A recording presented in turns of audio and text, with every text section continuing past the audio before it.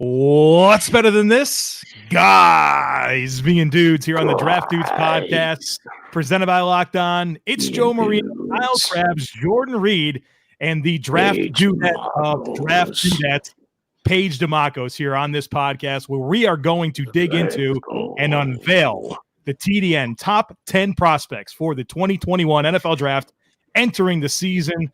And I'm going to get out of the way and allow Paige DeMacos to steer the ship. Joe, what an intro. I tried and I was failed at muting Kyle's mic. I was going to do that off the top. Yeah, it was really, there was something going on in the background there. I don't know if that was Ed Ogeron impression that you were going after or the sax. I don't even know why I brought it up. I knew where that was going to head. But I'm here with the guys. I'm here with Jordan and with Kyle and with Joe. And what they've been doing that I know about, but I want you guys to talk about, is you have spent the summer scouting all of the top collegiate football players going into 2020, 2021. And guys, it's been a lot of work. And I know you guys have really enjoyed it a lot, but it's also been something new. This is a new process that we've had for the Draft Network. So I'll go to you first, Kyle. Kyle, describe what this summer has been like, and then, just give everybody an inside look at what every day has looked like for you guys. Yeah, it's been really cool where, each one of us on this call, and obviously Dre Harris, who is a 7-year NFL scout, who's also a part of this group that works with us. Everybody's kind of had their own upbringing and their own ideologies that they've used for assessing talent and writing scouting reports. And we kind of looked at this process and said, imagine if we standardize what this would look like, what we would all collectively be able to do with each one of us who is individually capable of scouting hundreds of players individually on our own. So we split up Power 5 conferences. We split Group of 5 conferences. We all shared the SEC. We thought with the amount of prospects that comes out of that conference, it's really important to make sure we all get eyes on that conference. And we spent 7 weeks scouting prospects every single day. We had scouting meetings where we would sit down and we would go through, here's the grades I gave the players based on where they're at coming into the 2020 season. And at the end of that 7 weeks, we sat down and we had everybody stack, their players scouted best available. And then we had a really in-depth conversation to try and figure out how to combine all of our regions together to craft the best possible consensus board that we possibly could while covering ground and scouting over 400 prospects this summer. Yeah, it's been pretty incredible to know how much you guys have gotten done, and it's July 27th, right? Like I love that this entire class, you guys have spent a significant amount of time doing a deep dive into every aspect and every conference and what to expect. So Joe, I'll take you here next. What stuck out to you during the scouting process? Like what was maybe something that you went in thinking one thing, maybe whether that's a player or a theme or just something you learned from this group as you guys went through this new process? I'll tell you what, I really appreciate the process that we underwent. I mean, every single day we had a scouting meeting, and at that scouting meeting, you were expected to bring 3 players that you evaluated the day before and present them to the group. And what that did for me is it really forced me to be the best version of myself, to know that I got to look Kyle, I got to look Dre in the eye, I got to look Jordan in the eye, I got to tell them about these players. And not only tell them about these players, they've got questions. And Dre Harris is going to ask me questions. He's going to, and you have to anticipate that. And, Jordan's got questions, and Jordan and I, we kind of have a lot of overlap being from, the Carolinas here. And I know that Kyle's seen a lot of these prospects, and just knowing that I had to bring my A game every single day because these guys were counting on it. And it forced me to make sure that I was scouting to the level that I was afraid I was going to miss something, because I owed it to these guys to give them my best look at these guys and be able to talk about them and be able to answer their questions so that we could stack this board and feel good about it. Jordan, what was something you learned from this group? Because you, like Kyle said, I think that's the coolest part of this whole thing, is that you each have had your own journey to this point, right? Nobody's had the same journey. Everybody's had different experiences that have gotten them to this point in scouting. But what's something that you went in and you learned from, whether it was Dre or Kyle or Joe, that is impacting how you scout now? Well, I think the best part of everything was just getting to spend more time with these guys, honestly, and getting to learn their lingo and their language. And I'll never forget, I was describing an offensive lineman, and I said his technique goes on vacation sometimes. And Cal said, "Oh, man, I like that. I'm going to start using that in some of my scouting reports." So just getting to learn these guys' different lingo and some of the languages that they use, and then seeing the glowing reviews about some guys that they liked and maybe some guys they disliked as well. I think that's something that I enjoyed the most. All right, guys, let's rip the Band-Aid off. I want to go right to the question that I think is the most interesting, the toughest, and created probably the most arguments. So this is something that got asked in our premium Slack. We got it on Twitter as well, and that is, what is the player that caused the most arguments, right? Because this is, I'm going to ask you guys each individually about a player you had to pound the table for, but this is, can you guys remember what player created the best argument amongst this group? And Kyle, you're laughing, so I'm going to let you take it because obviously you remember. I hope Joe and Jordan know exactly where I'm going when I say Wyatt Davis, the offensive guard from Ohio State, and Wyatt Davis is a war daddy, man, and he ended up landing in the top 20.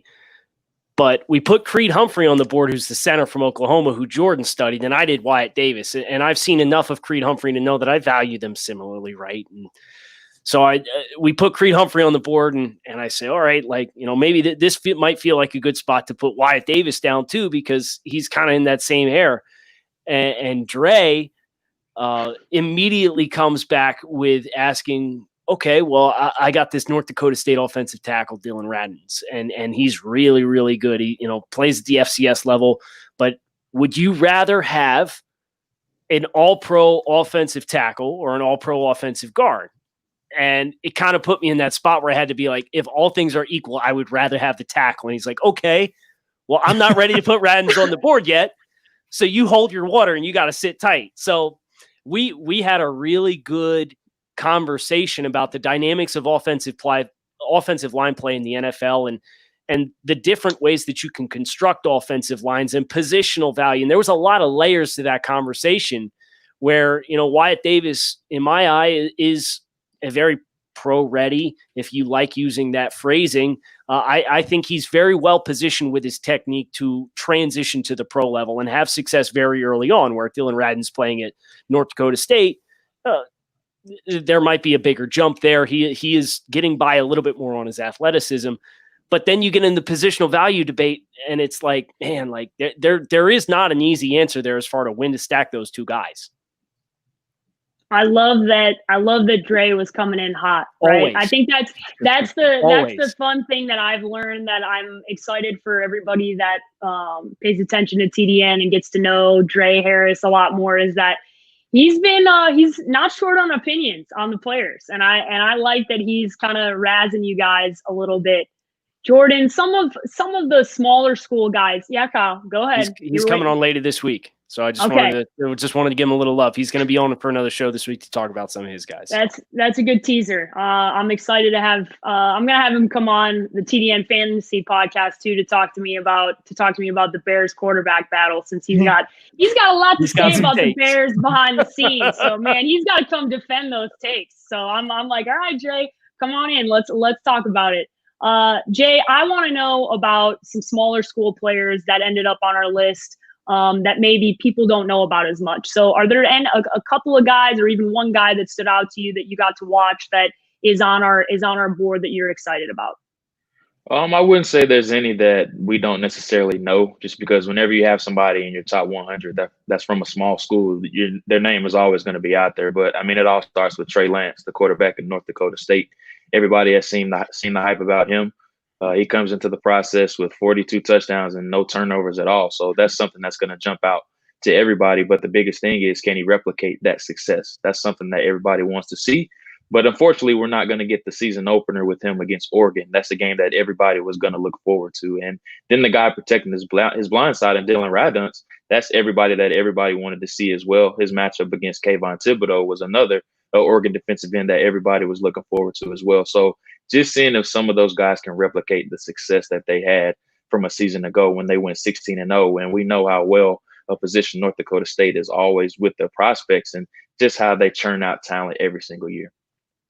Guys, we slow dripped our top 100, right? And over the last hour and a half, we've released our top 10. Is there anybody on that list, Joe, that you looked at that you didn't know coming in was going to end up on the top 10, or is it expected kind of where you guys landed here with this top 10 going into the season? I think the name that maybe surprised me going into this was Caleb Farley. He's a cornerback from Virginia Tech. He's our number 9 prospect. And, I'd heard some good things about him, and I was eager to get to his tape, and I finally did. And I really fell in love with the player. He's a high school quarterback. He went to Virginia Tech to play wide receiver, and he transitions to cornerback. And the guy doesn't look like he's new to the position. I mean, he is extremely talented at mirroring routes. He's sticky down the field, good in press coverage, love the ball skills. He's got tremendous size, length. He's got great speed. I mean, this guy checks all the boxes, but the technique's there, and I just didn't expect that from this player. And you'd heard about the Sean Wades of the world, the Patrick Surtains, a lot of good cornerbacks in this class. And so for us to get through this prospect and see not only is Caleb Farley our CB1, but we're talking about a top 10 player for us entering the year. And, he's got some injury stuff that we hope goes away, but I'm really excited about the trajectory of this player, where he's at, and just how much he has in terms of physical upside, combined with that he still is new to the position despite not necessarily looking like a new player. And so he's a player that I kind of came out of the summer feeling like that's my guy, and I never expected him to be a top 10 guy, but here we are. He's number 9 on the board, CB1. Kyle, of the top 10 guys, who excites you the most of this group? We've gotten there's a bunch of questions that for all of you guys. So I want you guys to answer this question each individually, but Kyle, you first of this group here, right? Who are you most excited about coming off the 2019 tape? Let me be very, coming off of that tape, because with everything up in the air, this might be what we get, right? And so I want you to go off of just what you have and what you know right now of these 10 players. I think that the quarterback dynamics of these 3 guys all being really good athletes and having really good arms at their disposal and a lot of natural ability as passers, I'll make them exceptions to your question. And I'm going to pick a guy who, when I brought him to the table in the scouting meeting, when we talked about him that day, Jordan's sitting there giggling like a schoolboy, all excited to talk about Micah Parsons, the linebacker from Penn State, as far as the dynamic play that he brings to the field. And we just got done seeing Isaiah Simmons as a bit of a tweener guy that ends up going in the top 10 to the Arizona Cardinals. Well, Micah Parsons is a little bit more of a traditional linebacker at 6'3", 245 pounds, and he's from my neck of the woods. He's from Central PA, which is where I was born and raised. So I've been plenty aware of Micah Parsons, who was very closely or hotly recruited by Penn State before and Ohio State, and ultimately chose to go to Penn State, where LBU, if they've got this track record here, and they've done really well. And Parsons is the best of the bunch as far as when he was at Bishop McDevitt at high school level, he was exclusively a pass rusher. And now Penn State's transitioned him to play middle linebacker. And you watch some of the games that he has. The Minnesota game was one that Jordan asked me if I had a chance to watch, as far as just untouchable, just beating blocks nonstop. And it's the anticipation, it's the explosiveness, it's the first step quickness. I think you could play him off the edge in some pass rush situations in pressure reps if you want to overload the box, or you want to kind of go with one of these amoeba fronts where you get a guy in every gap across the front and drop guys off. He's going to win those reps, and he's also going to win as a stereotypical Mike, and he's really good in coverage. So you've seen over the last couple of years people talk about linebacker being a devalued position. But think about the last couple of years when we see Devin Bush go in the top 10 and Isaiah Simmons go in the top 10. And Micah Parsons is one of those guys who's going to probably go in the top 10, barring anything crazy that happens between now and the 2020 NFL draft, where he is an absolute stud in all phases of the position. Jordan, you got to pick somebody else. You can't pick the same guy. So is my QB1 Jordan Reed? Are you going to pick a quarterback here? Like who's the guy that sticks out the most? You're most excited about in the top 10? So you guys know I can talk about quarterbacks forever, but I'm going to go a different direction here. And he was kind of a question mark coming into last season. Unfortunately, we didn't get to see him because of the torn ACL, and that's Dylan Moses coming in the 8th spot. And he's played Sam linebacker for most of his career when he was at Alabama, but he was supposed to transition to Mike prior to the season opener against Duke. But he tore the ACL in practices leading up to the game. But one of the things that you love about Dylan Moses is just how explosive he plays the position. And it seems like he's been in college football forever. We've been hearing about him since he was in 8th grade. That's when he got his first offer, which was from LSU. So it seems like he's just been on the college landscape forever. But he's just so good at playing the position. He's really good in coverage, really good in processing. And then he's just so explosive at the position. He's a wrap-up tackler, and he's just that fantastic and magnetic leader that you love to see at the position, just because with these Mike linebackers, they're the heartbeat and the heart and soul of your defense. And I think that's what Dylan Moses brings to the table. And if he's able to replicate his success, what he showed during his freshman and sophomore years, I think he's a guy that definitely could go in the top 10. And like Kyle, just replicating what Kyle said and echoing what he said about Micah Parsons, everybody likes to devalue the linebacker in a sense and say it's like the running back of the defense. But we're constantly seeing guys like Devin White and Devin Bush go top 5. We saw Isaiah Simmons go top 5 or top 10, last year. So I think a guy like Dylan Moses, if he's able to show what he showed pre-ACL injury, I think we're talking about a top 10 prospect. You guys know the Chicago girl loves that you guys are spending all this time talking about defense, right? Like you guys just keep. Roquan I keep trying Smith, to get another top 10 linebacker. I was going to say Roquan Smith, another guy, top 10 linebacker. Joe, I will force you guys to talk about quarterbacks at some point. Okay, so that might come next. But of the guys in the top 10, same question for you: who's the guy you're most excited about? Well, look, I think I'll go with Ja'Marr Chase, the wide receiver from LSU, and obviously, he was part of that historical LSU offense last year, and Joe Burrow, the number 1 pick, dealing the football, putting it in great spots. But I don't think that should give us any concern about Ja'Marr Chase, because you just watch him play the game. You watch the way he runs routes. You watch the way he deals with contact, the speed that he carries in and out of breaks, how deceptive he is. The ball skills are there. The hands are there. He's plucky outside of his frame. I mean, he's probably the best contested catch receiver that I watched this summer, and maybe one of the better ones that I've seen in recent years. And no, he's probably not going to go set the single season SEC receiving record again this year with, obviously a lot of turnover in that offense. But we saw him at his best last year. We saw the best version of Ja'Marr Chase last year, and that's an exciting football player. And then, Bruce Feldman comes out with his freaks list and says that he's running in the 4.4 range. And that was something I maybe didn't expect. One thing that if there was anything that was going to kind of force me to pump the brakes with Ja'Marr Chase is that, from a technique and skill perspective, this guy's as good as it gets. But, is he a top tier athlete? Is he that top 5 receiver that just gives rare athleticism to go with that skill? And if he runs in the 4.4s and that low 4.4 range where Feldman has him, this is going to be a slam dunk pick for probably a team that's recently taken a young quarterback that needs that go-to receiver. He's going to make a team really happy. And, if that statistical production declines, which it's going to this year, let's remember the context here. Remember the skill that this player has and realize that this is going to be a true number 1 in the NFL. Okay, so we got lots of questions about QBs, guys. So I didn't have to force you guys into it. The fans forced you guys into it. Okay, so it's not me forcing it. 5 straight years of being wrong on QB1. This is across the board, right? So this is last year. We're talking tank for Tua, and then it becomes the Joe Burrow show, right? And I'm not going to rub it in too much, the tank for Tua stuff, right? Because we got our Miami Dolphins guys you can see very loudly in the background behind you.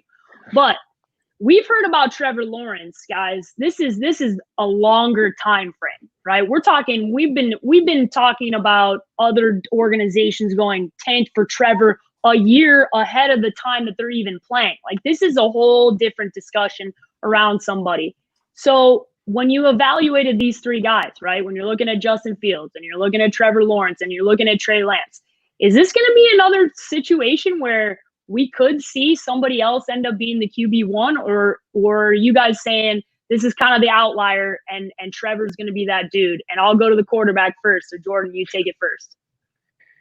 I think it all just depends on how each one of them play this year, if we're able to get a season. But I think this would be one of those cases where it would be a super upset if Trevor Lawrence doesn't end the year as the quarterback 1, just because we've seen all the lingo used for him, generational, on the same tier as John Elway and, Andrew Luck is a prospect. That's been some of the things that have been thrown out there about him, even though it may not come from us, but that's just some of the whispers out there about Trevor Lawrence. And he just has everything that you want in a quarterback. And yes, I know he didn't play well in the college football playoffs last year, but what he showed leading up to that point was just incredible. I mean, a guy that's, I believe, 29-1 in his career. And the first loss of his career came in the national championship game last year. So he's a winner. He's everything that you want at the position from a height, weight, strength standpoint. Arm strength is out of this world. Very, very accurate passer. And I think he's not an outspoken leader. I would say he's more of a guy that's lead by example, but he does have a little bit of rah-rah to him, and he's sneaky athletic. That's a term that a lot of people like to use about him, and I think he showed that off against Ohio State, which was one game I thought he played really well in. So I think it would be a huge upset if he doesn't end the year as the quarterback one, but you never know with the draft process. And like we've seen in years past, there's always going to be teams that have different variations in how they stack their quarterback board. There's going to be some teams that end the year with Trey Lance or Justin Fields as their quarterback one if they do end up declaring for this draft. So it just depends on how any of those.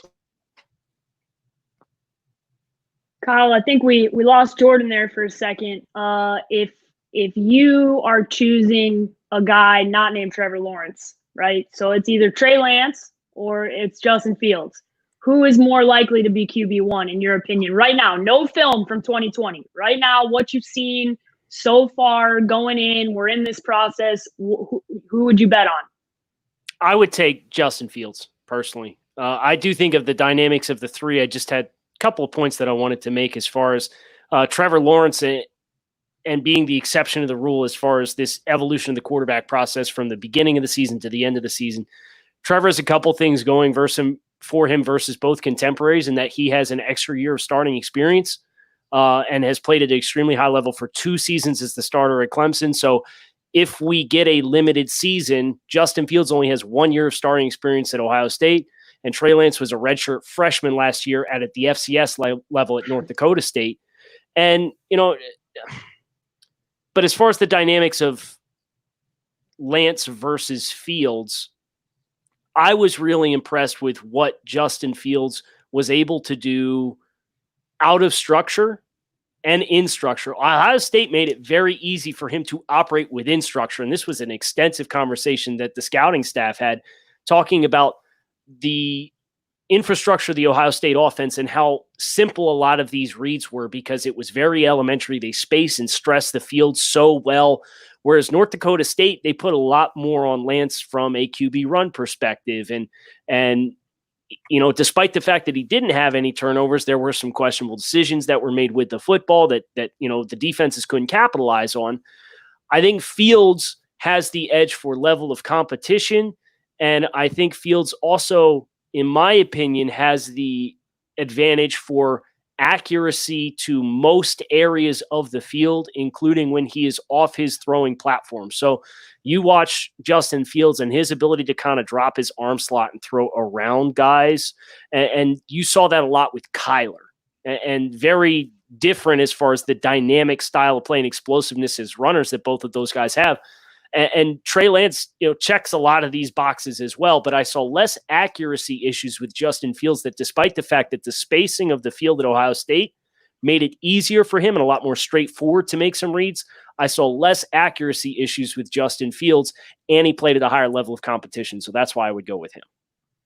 Joe, I'll switch it up on you, and we're going to force you to talk about Trey Lance, because we've got a lot of comments on the right-hand side. Lance QB1, lose for Lance. We've got hashtags. We've got hashtags for days, okay? Fail for Fields. We've got hashtags for all 3 quarterbacks already in July. I love it. I'm super entertained by it. It's good for us. It's good for the brand. So I want to hear from you, Joe. When you guys talked about Trey Lance in the scouting meeting, what were some of the things that stuck out to the group and were some of his best traits? Well, I think there's so much appeal with Lance, I think, because he is that other option, if you will. Everyone's really familiar with Lawrence and Fields, and Trey Lance is kind of that guy from the small school that completed 67% of his passes last year, 28 touchdowns, no interception. He's got great size. He's a good athlete. And so there's some unknown things about him that I think gives him a lot of appeal. And right, like, he didn't lose to Clemson in the playoffs. He didn't lose to LSU in the national championship game, right? It's a different story. And so I think he's kind of a guy that's easy to buy into, and for a lot of good reasons, a lot of the traits that I just talked about. But, I think the key thing with Trey Lance that, Kyle kind of touched on already is that we're talking about a redshirt freshman here that's a rising redshirt sophomore. And so I think we all want to see that sample size be even greater. And, I think the box score can be a little bit misleading when it comes to Trey Lance. And I don't want to talk him down because we have him in our top 6 and we think he's a really exciting prospect. But, right now it's one of those situations where the body of work really needs to expand. And, there were instances of him not necessarily being pinpoint with some of his throws down the field. And there were some turnover worthy throws that didn't get picked off. And so, he's got some growth and maturity to do as a player. We think he can do it. I mean, obviously he's very high. I expect he'll be a very high pick, but I think out of these 3 guys, if there's anyone that needs a 2020 season, it's going to be Trey Lance. That was good. That was what I was going to ask you, Kyle. Is he the quarterback with the most to gain? Is he the one that needs the season with the most to gain? Because you've already seen, especially with Trevor, right? I've seen people argue that Trevor doesn't need this, right? Trevor could take the season, work with a quarterback coach, and probably get drafted number 1 overall, right? And that's, I understand that argument. So is Trey Lance the one that really needs this season to showcase longevity and the traits that you need to see from him? I have no concerns with the traits. If I measured the North Dakota State offense and I looked at it when Carson Wentz was there and I looked at it with Trey Lance last year, Trey Lance has better traits at his disposal, in my opinion, than Carson Wentz does. So Wentz is obviously the blueprint for success, and that's the best case scenario with an FCS quarterback. But for my money, Lance has better raw physical ability, but he only has 1 year as a starter, and that was part of the appeal of Carson Wentz. He goes to the Senior Bowl, and he knocks the thing out of the freaking park.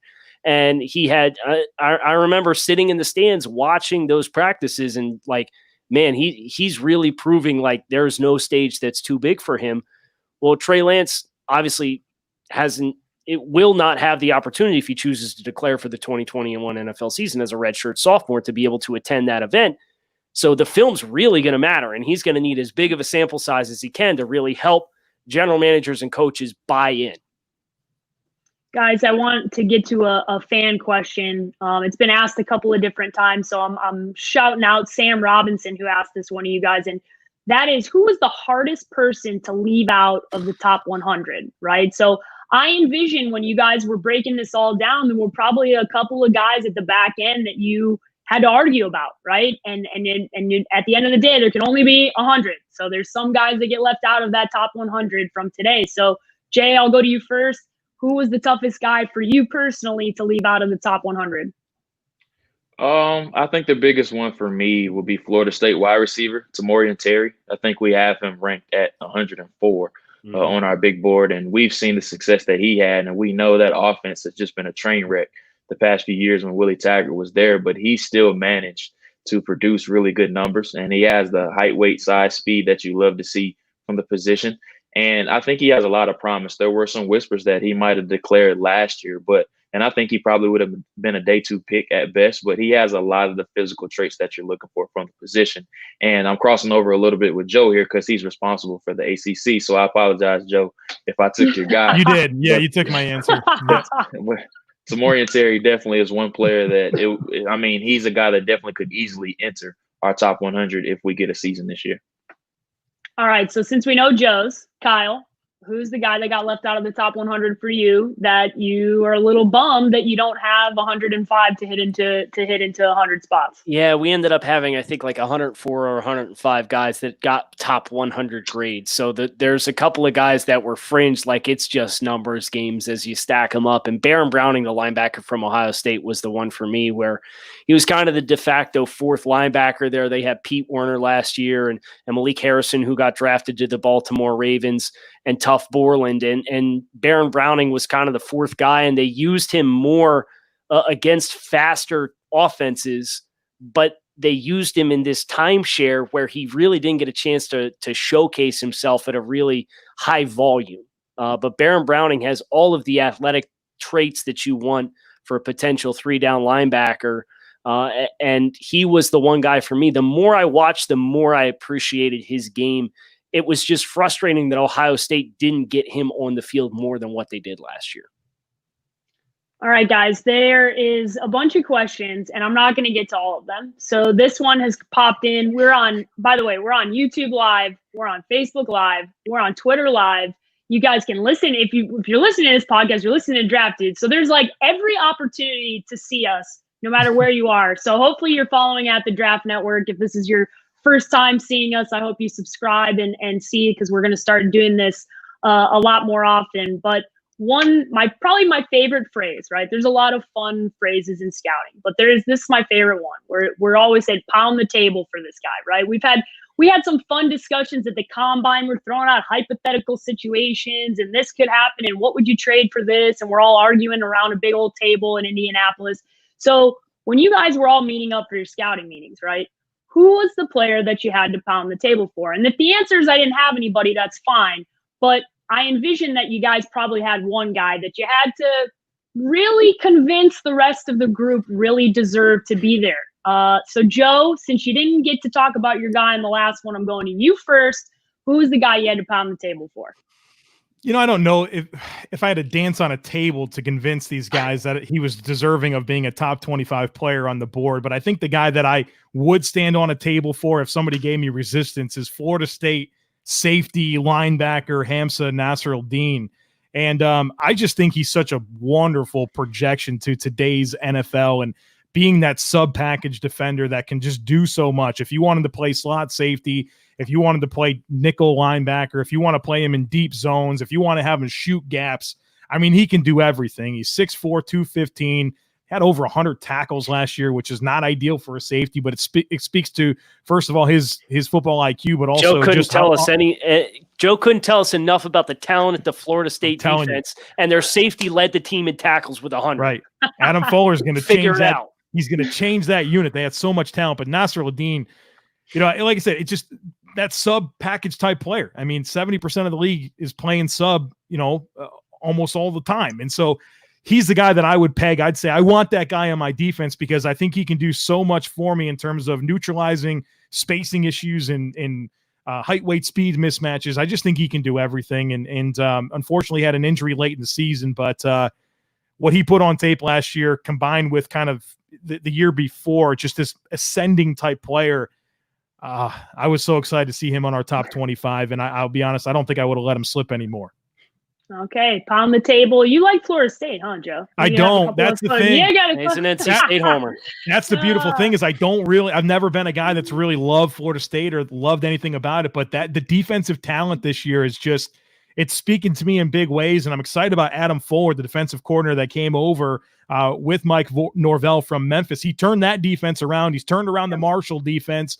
He's got a long resume of doing this. And he did it at his alma mater. I think Stephen F. Austin, he's been doing this. And I just feel like he's never had this type of talent. And these guys have just been so poorly coached at Florida State. You can just watch these guys play, and it's just like they're just not rigidly repped players. And I'm going to give Benjamin Solak credit for feeding me that term. But like you watch these Florida State players and you say, this isn't a talent problem. These guys just aren't well-conditioned, rigidly repped football players. And I just can't wait to see what they can do with good coaching. And I think Norvell and Adam Fuller is going to do that.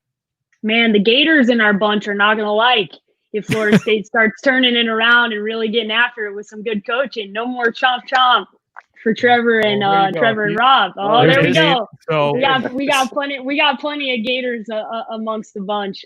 Jordan, you next. Who'd you pound the table for? And if you didn't have to argue with anybody, then you can answer it the way Joe did, which is if there was an opportunity where you had to argue with somebody about one guy on this top 100 list, who would it be? I would go to Alabama, and we know they're an NFL factory at every single position, but they have a player that started the backstretch of last year, started the last 4 games. His name is Christian Barmore. He's a defensive tackle, and we've seen how well they've projected some of these players to the league, whether it's Deron Payne or Jonathan Allen or even Quentin Williams. All those guys ended up being first-round selections, and I think Barmore is the next guy in this feeder system, and Jalen Twyman and Marvin Wilson are the 2 interior defensive linemen that are getting most of the love right now just because Barmore didn't start many games last year. He only started 4. But if you go watch him against Auburn, that is one game where he did start, and he was absolutely phenomenal in that game, and he's just the next guy in that feeder system. So remember the name Christian Barmore when we're coming up in April, and everybody's saying, "Oh man, he came out of nowhere." Remember, I told you about the name before everybody got him. Jordan, do not worry about it. I will have clipped this video, and I will be sure to make sure that Old Takes Exposed sees that this is a good take to show and that you were ahead of the game. So don't worry, I got you. I will make sure that this is clipped out and that you're getting credit ahead of everybody else. Kyle, you're the last one. Yeah, I got you. You know, I always got you. Kyle, you're the last one here. I feel like you probably had a guy that you pounded the table for, but maybe you didn't. Maybe you didn't. I could talk about Master Teague from Ohio State. I could talk about Jason Owe from Penn State, Chris Olave from Ohio State, the wide receiver, Daniel Falele from Minnesota, Aiden Hutchinson from Michigan. I got a ton of like brand dudes this year. Tyler Shelvin, who from the nose tackle from LSU, some big uglies up front. But I'll go to one, Cameron Mcgrone, the linebacker from Michigan, who really jumped off the screen at me in big ways, and I was really impressed. You get a lot of Devin Bush vibes, and you saw the ceiling with Devin Bush and the explosiveness in there, and he's another guy that's like 6 foot, 5'11". He's another dense, quick twitch guy. He was a redshirt freshman last year, and you watch some of the reads that this guy made. I don't know if you guys have had a chance to watch the Jalen Smith Game Pass film study session yet, but he talks about his triangle reads where he's reading from the tight end to the opposing guard to the back in the backfield.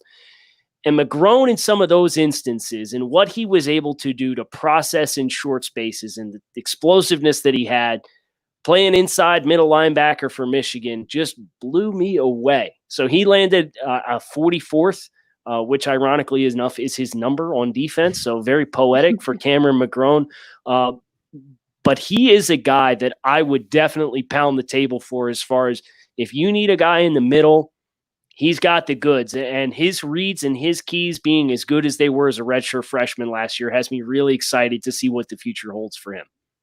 Okay, guys, last question here. This one comes from a new premium member. So that's why I'm asking her question. We got Sue Ann. This is a new premium member. And she's submitting her first ever question to you guys via any platform. So I think I told you guys ahead of this, like we're not virologists. We're not gonna get into the discussion about should college football happen, all that good stuff. We're gonna talk about these players. And I think this question is a fair question, and it's one that I'm interested to hear from you guys. And that is, if college football does get moved to the spring, which draft eligible players would you advise to actually play as opposed to telling certain players to declare, right, and be ready for the draft? So she's really looking for offensive skill positions in particular, so you can narrow it down because that's what she's looking at. But I think that's an interesting question, and it's less about trying to decide what should happen and more, if this does happen, what would you guys do? So Kyle, I'm gonna make you take this one first. So go ahead.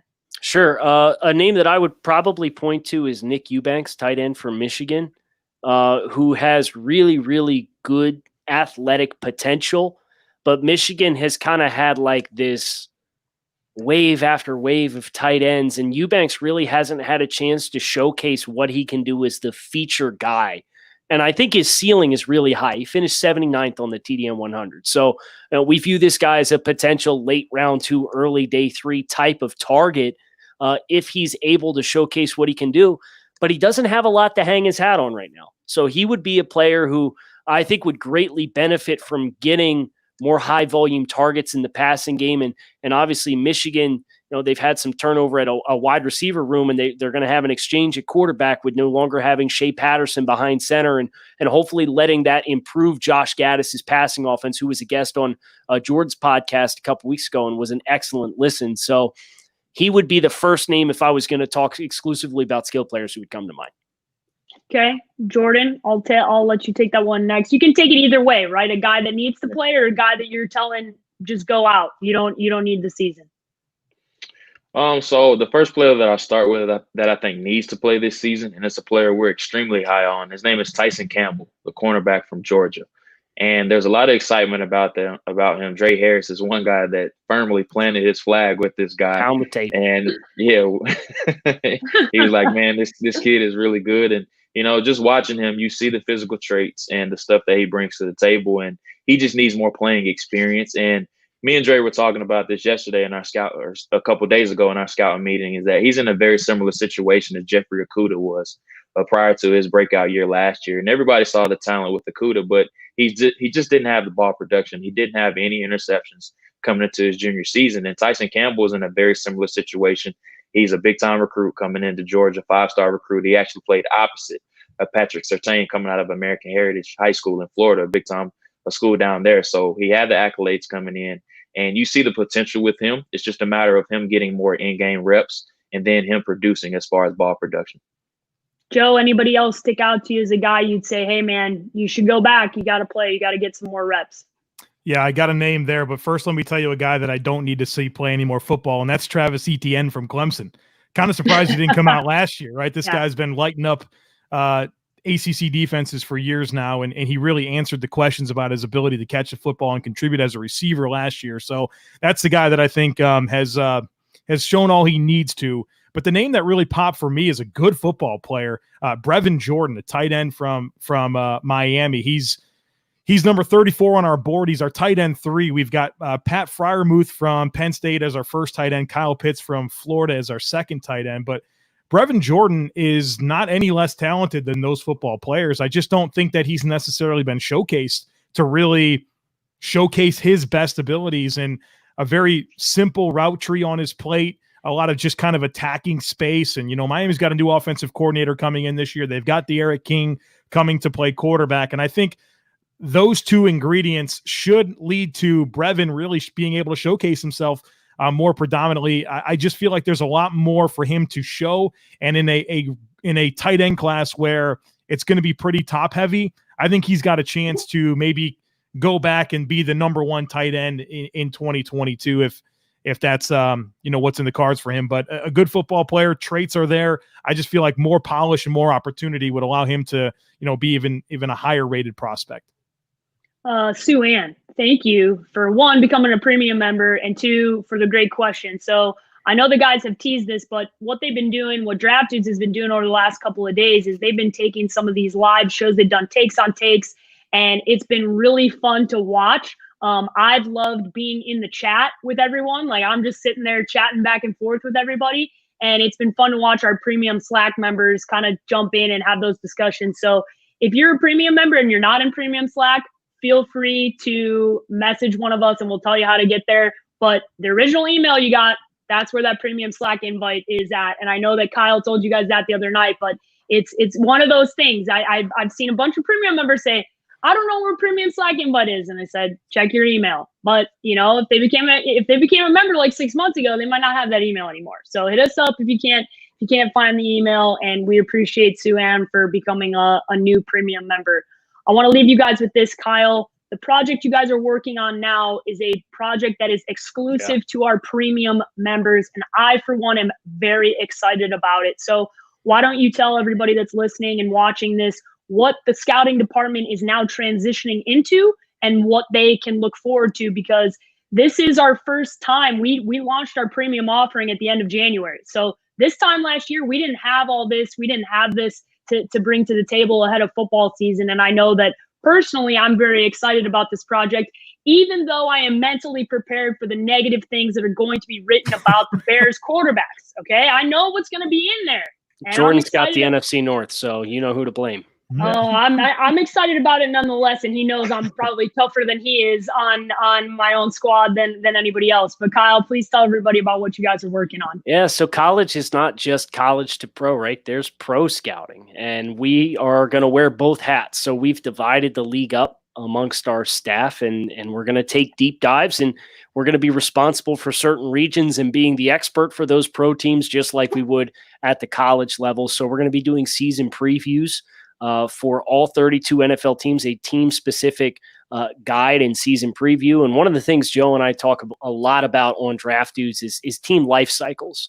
And different teams make different decisions because they're at different junctures in building their rosters and building their teams and competing for championships, and painting that picture for everybody to give them the context of this is where your team is at, and this is why they're making the decisions that they are, and this is what you should expect.